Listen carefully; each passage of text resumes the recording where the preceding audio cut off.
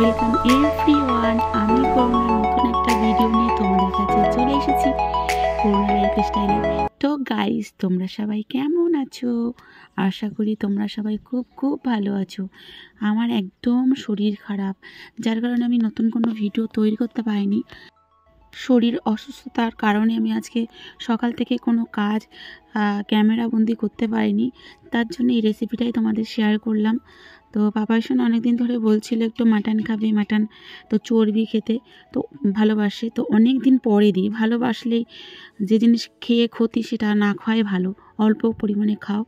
তো প্রায় অনেক দিন পরেই রান্না করলাম, আর আমি তো একদম ছুঁই না, আমার এখন আর ভালো লাগে না খেতে। আর শরীর তো আজকে ভালো নেই, যন্ত্রণা আর কি যেটা বলবো। আর এত যন্ত্রণা হচ্ছে, যন্ত্রণার কারণে আমার জ্বর এসছে। তবু সংসারের কাজ যেগুলো করার সেগুলো আমাকে করতেই হচ্ছে। আমার যে করণীয় কাজগুলো আমাকে করতে হচ্ছে। যে আমার শরীর অসুস্থ বা খারাপ এই কারণে আমার যে কাজ বন্ধ তা না। তো আমি পেঁয়াজটা শুকনো লঙ্কা তেজপাতা জিরে ফোড়ন দিয়ে পেঁয়াজটা দিয়ে দিয়েছিলাম। আর আজকে করছি সাদা তেলে রান্নাটা। সর্ষের তেলটা শেষ হয়ে গেছিলো বাজার থেকে, তখন আসেনি, তার জন্য আমি সাদা তেল দিয়ে শুরু করে দিয়েছিলাম। আর বাজার থেকে এসেছিলো, বলা হয়নি সর্ষের তেলের কথা, পরে নিয়ে আসতে গিয়েছিলো, ওই জন্য দেরি হয়ে গেছে, না হলে চলে আসে এত টাইমে। তো তারপরে আদা জিরে বাটা রসুন বাটা সব কিছু দিয়ে একদম ভালো করে কষিয়ে নিচ্ছি। ভেবেছিলাম যে হয়তো আমি ভিডিও কয়েকদিন দিতে পারবো না, তো জানি না এখনও। আজকে ডক্টরের কাছে গিয়েছিলাম, বাট আজকে ডক্টর আসেনি, হাড়ের ডাক্তার আজকে আসেনি। তো কালকে আবার আসবে, তো ওই জন্য কালকে আবার যাব। তো ভীষণ শরীর অসুস্থ, আমি কান্না করছি দিব্যির মতো আমি কান্না করছি, এতটাই কষ্ট হচ্ছে। আমার যখন বেবি হওয়ার পেন হয় আমি তখন কিন্তু কান্না করিনি, কিন্তু এখন এতটাই কষ্ট হচ্ছে, আমার কান্না পাচ্ছে, রাতে আমি কান্না করছি। তো মাংসটা আমি সিদ্ধ করে নিয়েছিলাম নুন আর হলুদ দিয়ে। আমার তাড়াহুড়ো বেঁধে গেলে না, আমি একটু মাংসটা সিদ্ধ করে নিই, তাহলে কী বলতো তাড়াতাড়ি হয়ে যায়। আর কষানো টাষানোর পরে সিদ্ধ করে যে জুসটা থাকে সেই জুসটাই আবার দিয়ে দিই, ভালো লাগে। আর এইবারই রান্নাটা একটু পাতলা পাতলা মতন করলে না আরও বেশি সুন্দর লাগে, একদম লাল লাল কালারের, খুব ভালো লাগে খেতে। আর মাটন তো সবারই প্রিয়। আর ভাজা আলুগুলোও দিয়ে দিলাম, যেহেতু প্রেশারে আর দেবো না সেই জন্য দিয়ে দিলাম। আর গাইস, তোমরা যে যেখান থেকে ভিডিওটা দেখছো অবশ্যই লাইক কমেন্ট করো। ভিডিও দেখার শুরুতেই একটা লাইক দিয়ে শুরু করে দিও, আর শেষে একটা গঠনমূলক কমেন্ট করো। আজকের রেসিপিটা তোমাদের কেমন লেগেছে সেটাই জানিও। তো তোমাদেরকে অসংখ্য অসংখ্য ধন্যবাদ, তোমরা আমাকে এইভাবে ভালোবাসা দিচ্ছ। তো আজকে আমি কোনো কমেন্ট শেয়ার করতে পারছি না, আমি ভীষণভাবে দুঃখিত।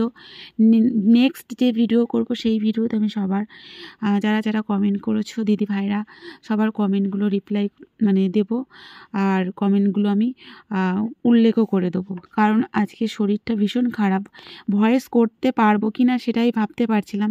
তো তারপরে করলাম অনেক রাতে, আমার পাপা সোনা বললো মাম্মাম ভিডিওটা ভয়েস করেই নাও। তো তখন অনেকটা রাত হয়ে গেছে, তো ও ঘুমিয়ে পড়েছে, তখন তারপরে করলাম। তো মোটামুটি কষানো হয়ে গেছে, ওর ফেভারিট একদম এটা। আগে আমারও ভালো লাগতো, এখন আর আমার ভালো লাগে না। এখন আমার কোনো মাংস খেতেই ভালো লাগে না। আসলে শরীর ভালো না থাকলে না কোনো কিছুই ভালো লাগে না। আমার এখন মাছও খেতে ভালো লাগে না, আমার শুধু মনে হয় একটু জল দিয়ে ভাত খেলেই সুন্দর ভালো লাগে। আর এই যে ভয়েস করছি, গায়ে প্রচণ্ড জ্বর এসছে, প্রচণ্ড জ্বর।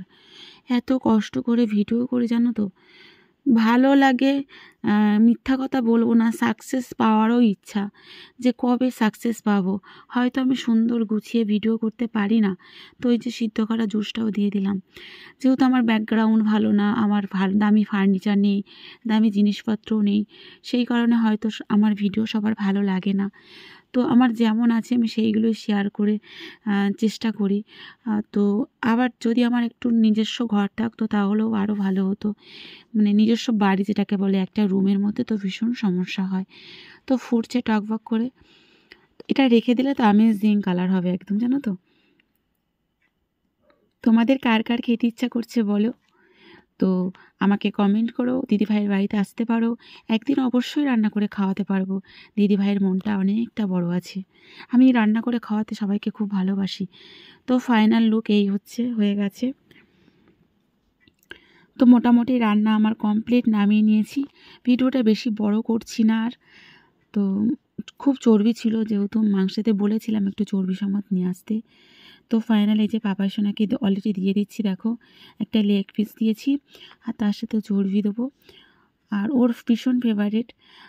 তো গাইস, আজকের ভিডিওটা দেখে তোমাদের কেমন লেগেছে, আজকের রেসিপিটা যেটুকু শেয়ার করেছি, তো মিলেমিশে কেমন লেগেছে অবশ্যই কমেন্ট করে জানিও, আর ভালো লেগে থাকলে অবশ্যই শেয়ার করো। তো নেক্সট তোমাদের সঙ্গে দেখা হচ্ছে নতুন কোনো ভিডিওর সাথে। তোমরা ভালো থেকো, সুস্থ থেকো, সবসময় ভগবানের কাছে এই প্রার্থনাই করি আমি। গুড ইভিনিং, টাটা, জয় রাধে মা।